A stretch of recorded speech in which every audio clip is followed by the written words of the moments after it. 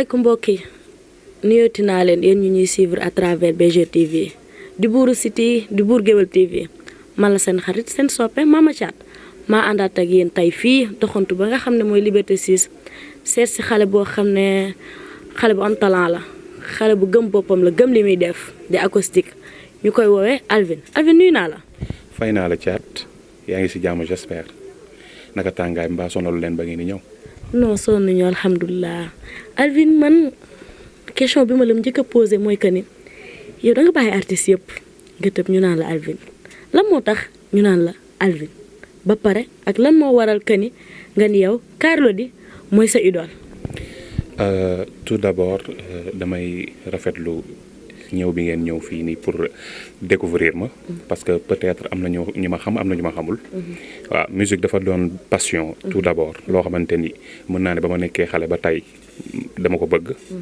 Carlou D tamit nekk ku ma inspiré. moo tax bi may def musique ma ne pourquoi pas ma def genre comme musique am je dirais pas que acoustique kese laay def parce que man limité wu ma ci benn musique kese. mais pour l'instant moom laa débuté mais j'espère que j'aimerais ëllëg def yeneen façon musique découvrir yeneen univers parce que musique amul frontière c'est ce qu'on dit.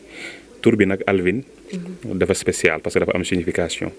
sama tur mi ngi signifier allure vulnérable intéressant et naturel. loolu la Alvin di signifier. waaw c'est pas au hasard. waa dégg nañ kàddu yi ba tey ñu yàlla ci beneen question bi Alvin yow lan moo tax nga tëb rek xëy rek jël musique rek na danga siy dugg. waaw mooy li ma la wax sànq rek. passion la avant tout dafa doon loo xamante ni dama ko bëgg. bi ma nekkee xale maa ngi koy fàttaliku si sama yaay sax ma koy wax ba tey. dama daan foowee publicité yi jàll ci télé bi. wayu film yi affaire demee noonu léegi dafa dem ba après ancré wu ci man. nekk sama deret.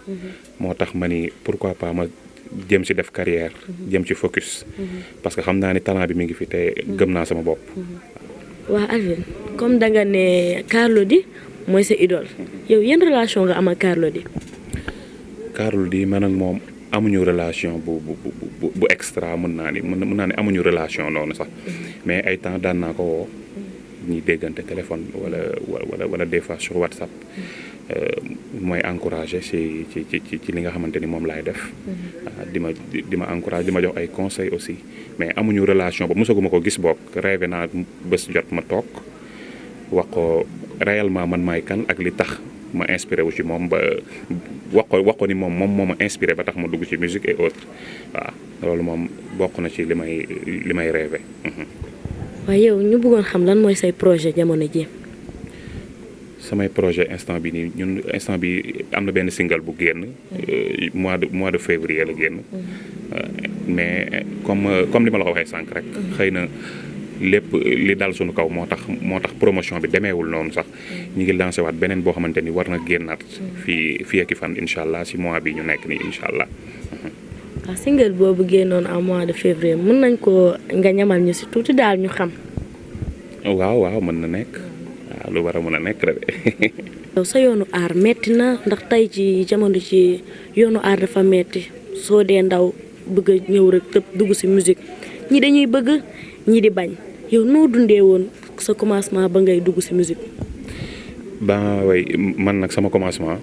comme ni nga ko waxee metti woon na. parce que ci benn groupe hip hop laa débuté. ñoo xamante ne dañuy def rap. ñoom laa débuté ak ñoom en 2013. ñu nekkandoo woon ñoom ñuy def rap man ma leen téyel chœur di leen téyel ay refrain affaire demee noonu laa débuté. mais metti woon na parce que da ngay dem concert buuxante pour ñu teg sa son pour nga mën a yéeg et autres waaw mais loo gis rek ci àdduna noonu la jaar day am. et aussi tep moo gën yureet c'est ce qu'on dit. mais man tamit ma am ay parents yu compréhensifs parce que sama papa policier la mais musicien la en même temps ci biir police. ils ont été compréhensifs lañ ma mës a gunge ci yoon bi ba tey ba fii ma toll nii. dañ may encourager ba tey gisuma ci woon jafe-jafe ci côté boobu noonu bu dee côté parent mais peut-être moyens yi moo fi nekkul wala affaire demee noonu wala benn bras long bi ku la jàppale. parce que Sénégal ñëpp xam nañ ne boo amulee bras long doo dem waaw xëy na côté boobu mooy xaw a metti mais yàlla baax na.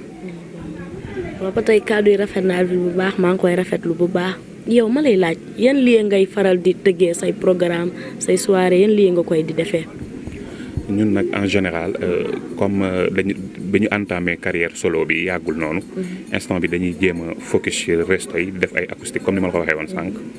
jéem a xool na la ñuy organiser ay après comme que ñu ngi ci mbas mi instant bii nii ubbeeguñu yenn lieux yi totalement dañu bëgg a commencer di tëgg ci resto yi ay soirée acoustique pourquoi pas engager mariage yi ak anniversaire yeeg ñoom seen affaire demee noonu après concert yi mën a ñëw après pourquoi pas projet mixtape wala album on ne sait jamais mais pour l'instant daal loolu la ñu bëgg a focus commencer di tëgg ci resto yi affaire demee noonu. waaw ba tey mbas mi nga xam ne wàcc na ci réew mi artistes yi ñoo ngi koy dund ñëpp a ngi koy dund mbas mi yow noo ko dundee jamono ji nga xam ne dangay dem di faral di tëgg ci resto yi mën naa ne yow nan nga ko dundee comme tey ji ak confinement bi. metti na trop parce que boo doon tëgg par exemple boo doon am ay programme chaque samedi nga dem tëgg ci benn restaurant acoustique ñëpp xam nañ ne instant bi mënatul ne parce que ndaje bi la ñuy bañ metti na ci ñun trop metti na ci ñun trop financièrement parce que as tuut si nga doon am sax ci resto yi doo ko mënatoo ko am yaa ngi toog sa kër bu fekkee amoo loo jàpp c'est la galère waaw mais sant yàlla dañuy ñaan yàlla rek mu teggi ko ñu delluwaat suñu activité ñun ñëpp. yow nag fan nga bëgg musique yóbbu la ak loo bëgg musique waaw may la daal. waaw pourquoi pas devenir un Youssou Ndour wala ku ko raw. waaw on vise loin daal ñu ngi xool fu kawe instant bii nii. pourquoi pas dépasser ñoom Youssou Ndour dépasser keneen di tëgg à l'échelle internationale mën na nekk gëm-gëm la rek àdduna loo gëm rek defe naa ni yàlla dala ci jàppale. waaw kon nag ma bàyyi la nga tàggatoo nga xool ñi ngay gërëm. waaw maa ngi remercier tout d'abord lieu bi nga ma fekk parce que maa ngi la koy wax sànq maa ngi naan la sama mag moom place bi muy Bamba Shop waaw fii laay nekk chaque jour et autres fii laa doon liggéeyee sax waaw maa leen di sant di leen gërëm di gërëm tamit samay waajur sama papa ak sama yaay de passage di nuyu di gërëm sama xarit yëpp képp koo xamante ne rek di nga ma xàmme à travers BGTV maa ngi lay shout out di la béggee di leen remercier yéen tamit ci déplacement bi ngeen def ñëw ba fii pour découvrir ci ma parce que def ngeen lu rëy mën naa ne def ngeen lu rëy ngeen def waaw parce que benn artiste bu làqatu toog dans l'ombre ngeen bëgg ko génne fësal ko kenn mënu leen fay waaw maa ngi leen di remercier bu baax waaw. waa kon nag mbokk yi ñoo ko déggandoo amoon naa contentement bu mag seet si ki nga xamoon mooy Alvin kon nag maa leen jox dig jege ba beneen incha allah.